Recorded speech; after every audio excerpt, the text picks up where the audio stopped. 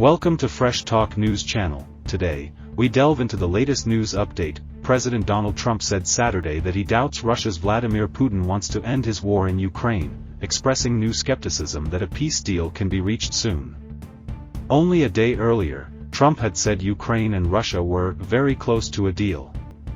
There was no reason for Putin to be shooting missiles into civilian areas, cities, and towns over the last few days, Trump said in a social media post as he flew back to the United States after attending Pope Francis' funeral at the Vatican, where he met briefly with Ukrainian President Volodymyr Zelenskyy. Trump also hinted at further sanctions against Russia.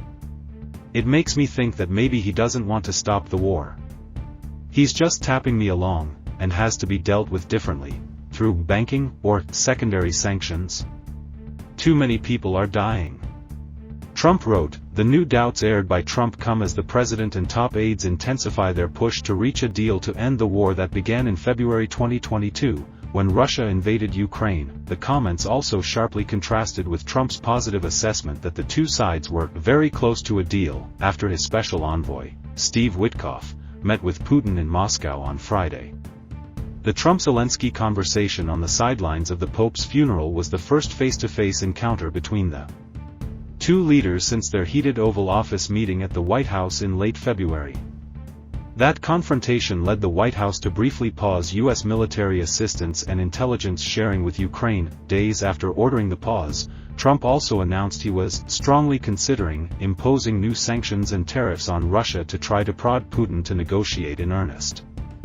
However, Trump has not yet followed through on the threat, something even some of his staunch Republican allies are now pressuring him to do.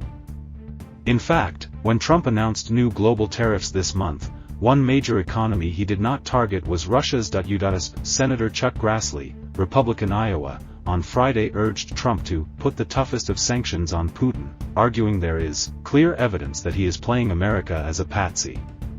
It's the second time in just a few days that Trump has rebuked Putin, whom the American president rarely publicly criticizes. On Thursday, Trump publicly urged the Russian leader to stop, after a deadly barrage of attacks on Kyiv, Ukraine's capital. After their brief meeting Saturday, Zelensky's office stated that U.S. and Ukrainian teams were making arrangements for the leaders to talk again later that day.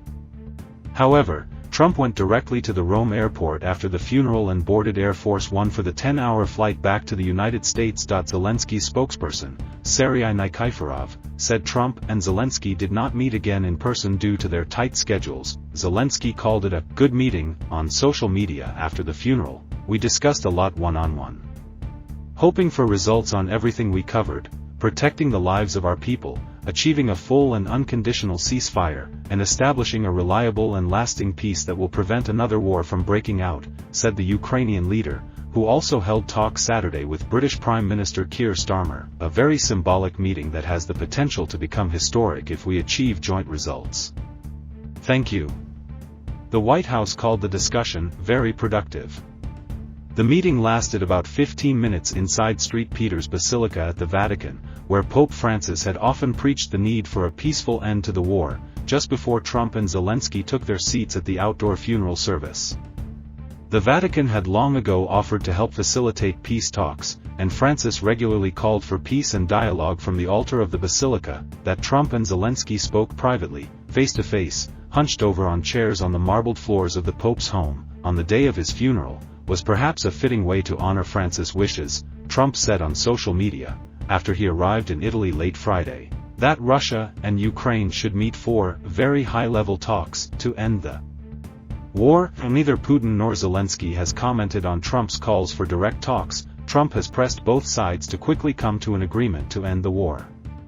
While Zelenskyy agreed to an American plan for an initial 30-day halt to hostilities, Russia has not signed on and has continued to strike targets inside Ukraine. Putin did not attend Francis' funeral. He faces an arrest warrant issued by the International Criminal Court, which accuses him of war crimes stemming from Moscow's invasion of Ukraine. Meanwhile, in a statement Friday night, Zelenskyy said that very significant meetings may take place in the coming days and reiterated his calls for an unconditional ceasefire. Real pressure on Russia is needed so that they accept either the American proposal to cease fire and move towards peace, or our proposal, whichever one can truly work and ensure a reliable, immediate, and unconditional ceasefire, and then, a dignified peace and security guarantees, he said, diplomacy must succeed. And we are doing everything to make diplomacy truly meaningful and finally effective. The meeting Saturday also came shortly after Trump issued his most definitive statement yet about the need for Ukraine to give up territory to Russia to bring the war to a close. In a Time magazine interview published Friday, Trump said, "Crimea will stay with Russia." Russia seized the strategic peninsula along the Black Sea in southern Ukraine in 2014, years before the full-scale invasion that began in 2022. Zelenskyy wants to regain Crimea and other Ukrainian territories seized by Russia, but Trump considers that demand unrealistic. Russia has also seized Ukrainian territory in the Luhansk, Donetsk, Zaporizhia, and Kherson regions since invading in February 2022. Referring to Crimea during the interview, which was conducted at the White House on Tuesday, Trump said, "Everybody understands that it's been with them for a long time, meaning Russia." Thanks for watching Fresh Talk News channel. Don't forget to like and subscribe for more news and updates.